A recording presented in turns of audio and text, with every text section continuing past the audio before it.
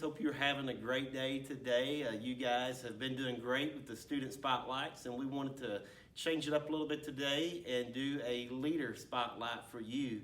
And today we have David Petty with us. How you doing, David? I'm good. How are you doing? Doing well? Yeah. All right, you about to go crazy with all the lockdown and Slowly getting there. Yeah. Yes. Ready to get out. yes, I think everyone's ready to get out. All right, so with this lockdown, David, what have you been doing to pass time? Well, I work, so obviously with this break, I'm able to spend more time with my daughter McKenna and my wife. So that's been good.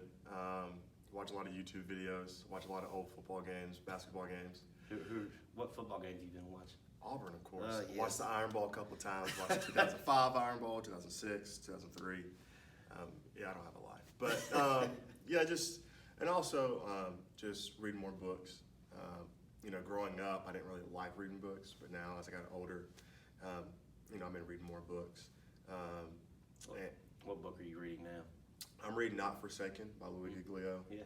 Have you heard of that? Mm-hmm. I'm basically just talking about putting in perspective like how God is a perfect father, and then of course it goes into depth if you're having father issues of your own or have had issues with your dad in the past. But just reading books, being in devotion too, and of course just doing like the YouTube and Netflix and stuff like that. So I'm just making the most of it, like you said, because it is tough just being in the house all day.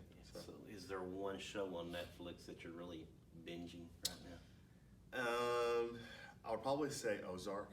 Okay. It's a good show. But like I said, it's so hard to find time to watch Netflix when you're in a corner watching old football highlights. But yeah. Oh man, I understand that. So a lot of Netflix, a lot of reading, things like that to pass through the time. Now, think back, we've gone through a lot over the past several weeks. I mean, of course, tornado coming through, then the virus very shortly after that.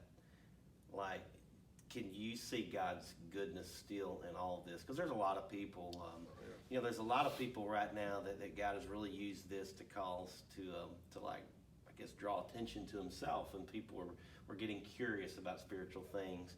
But from the believer's perspective, can you see God's goodness through everything that's happened? Yeah, and I think some of it's still to be seen, but I've definitely seen God's glory revealed in this time, in a sense that it's put more perspective on my job per se, because I'm in social services where I'm working with young people. I don't think I'm going to lose my job, but for now it is pretty stable in a sense that regardless if it's like a pandemic or not, our kids still have to be seen and they still have to be cared for. And so even at like the group home that I work at, sometimes part-time, I'm still able just to like minister to the kids. They're still asking questions and such. So for me, I'm just blessed to still have a job working with the population that I do. And then of course just having more time with my daughter, just working all the time, and my job is stressful, having to be on call and stuff, but just making the most of it, because now I'm getting able to work from home but also spend time with McKenna. Right. So Can you say personally, is there anything that God is teaching you through all of this? Yeah, I would definitely say God's definitely been on my heart, just maybe just saying like be more intentional, as far as like sometimes I used to get home from work and then already have a mindset of just like, okay, I got to do this, got to help McKenna do all this stuff. But I think now it's just being more intentional about being in devotion more, being in the Word more, because as you know, life is kind of hectic, especially as an adult working and having kids. But just being more intentional, like I'm giving you this free time. Now you don't have an excuse not to be in the Word, and just to really just grow more. So now I guess God's just been on my heart now, just being more intentional about being in the Word, doing more devotions, and utilizing my time well instead of just getting home after an 8-hour workday and rambling just to get everything done before a certain time. I understand that. How long have you been? I mean, you were in student ministry serving before I got here. How long have you been doing this?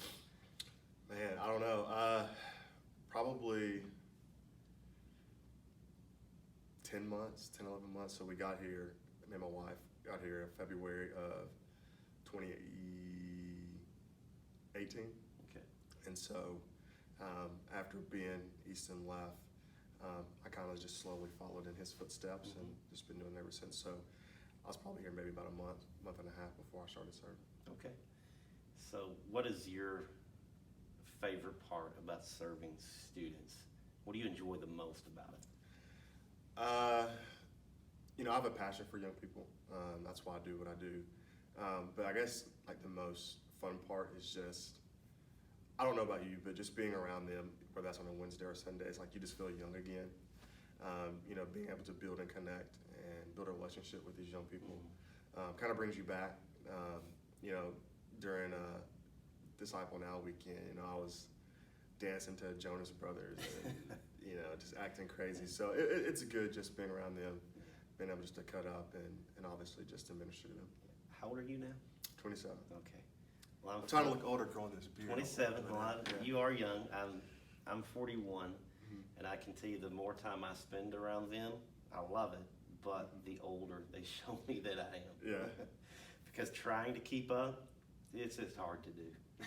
Yeah, trying to be hip, keep up with like the lingo and stuff. So Yeah. I get that. Yeah, and I see you guys playing ball and things on Wednesday nights when everything was normal. You'd be like one of the first guys out there playing with them, showing no mercy.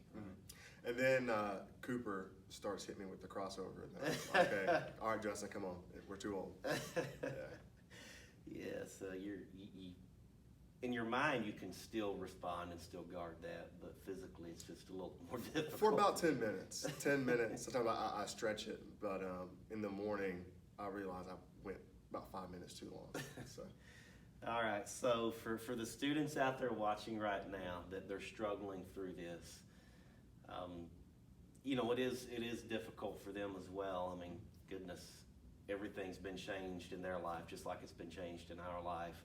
And we're all wired for community, and especially for teenagers, it's like they desire that community with one another. And now, for the time being, that's taken away. So it takes a toll on us mentally as well.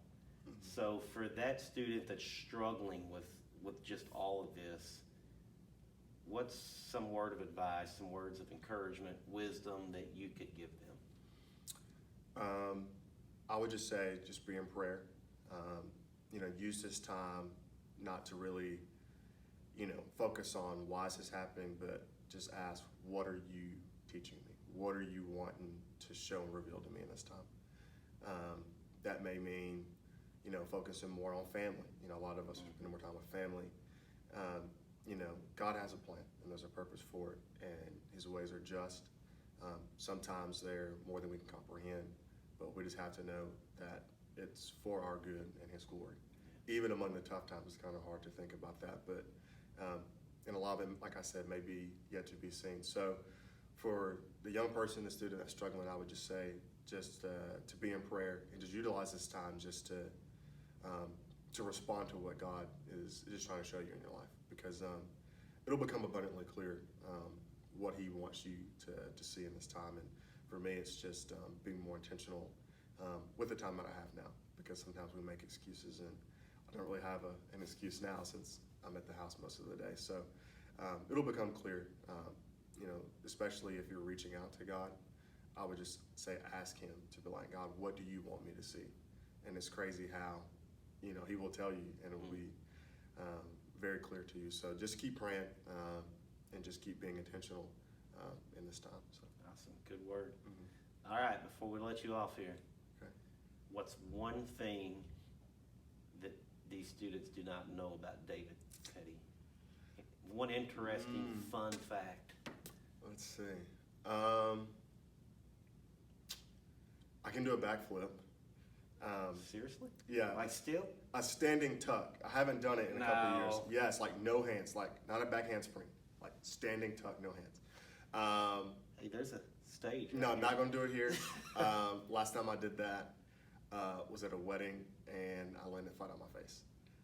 Oh. Which means that I'm getting old and I don't need to do it no more. But if I ever get to the point where I can do it, I will definitely show you guys. It's pretty cool. All right. Well, Yeah. thank you, David. Yeah. Thank you, students, for watching. Have a good day. See y'all.